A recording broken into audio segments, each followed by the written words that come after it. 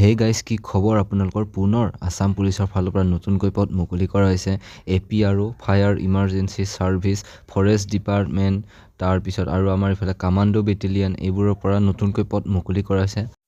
চ' ইয়াত post wise vacancy মুকলি কৰা হৈছে। আসাম পুলিচ কনষ্টেবল UB পোষ্টত 1052টা পোষ্ট মুকলি কৰা হৈছে।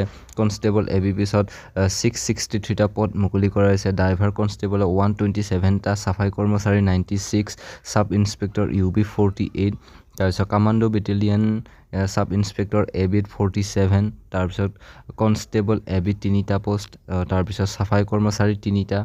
বাকী APROখিনি আপোনালোকে চাই ল'ব পাৰে ক'ত কিমানটা পোষ্ট মুকলি কৰা হৈছে।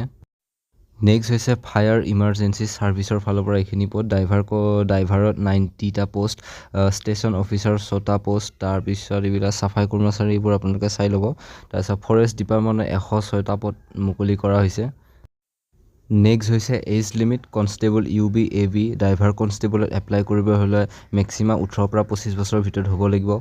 ফৰেষ্ট ড্ৰাইভাৰৰ 18 পৰা 40 বছৰলৈ দিয়া হৈছে। SI UB SI কমিউনিকেশ্যন 20ৰ পৰা 26 বছৰ ইয়াৰ্ছ দিয়া হৈছে। ষ্টেচন অফিচাৰ স্কোৱাড কামাণ্ডাৰ 20ৰ পৰা 24 বছৰ দিয়া হৈছে। এছিষ্টেণ্ট জেইলাৰত 21ৰ পৰা 40 বছৰ দিয়া হৈছে।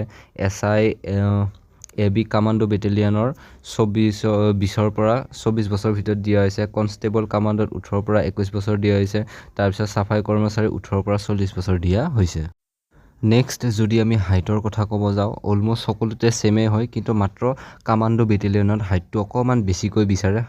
মেলসকলক 167 হাইট লাগিব আৰু ফিমেলসকলৰ 162 হাইট লাগিব। কামাণ্ডো বেটেলিয়নত অকণমান হাইটটো বেছি লাগে আৰু বাকী পুলিচ কনষ্টেবলৰ AB UBতকৈ মানে কামাণ্ডো বেটেলিয়নৰ হাইটটো অকণমান বেছিকৈ বিচাৰে। চ' এই পোষ্টবোৰত এপ্লাই কেতিয়াৰ পৰা হ'ব হয়তো আপোনালোকে গম পাইছে। এপ্লাই ষ্টাৰ্ট হ'ব 16 ডিচেম্বৰৰ পৰা আৰু এপ্লাই লাষ্ট ডেট ৰখাইছে 16 জানুৱাৰীলৈকে। চ' এইখিনি আছিল ভিডিঅ'টো। যদি আপোনালোকে ভিডিঅ'টো চাই ভাল পালে চেনেলটো ছাবস্ক্ৰাইব কৰি ৰাখিব যাতে এনেকুৱা ধৰণৰ আপডেটবোৰ আপোনালোকে পাই থাকে। নেক্সট লগ পাম আকৌ এটা ভিডিঅ'ত।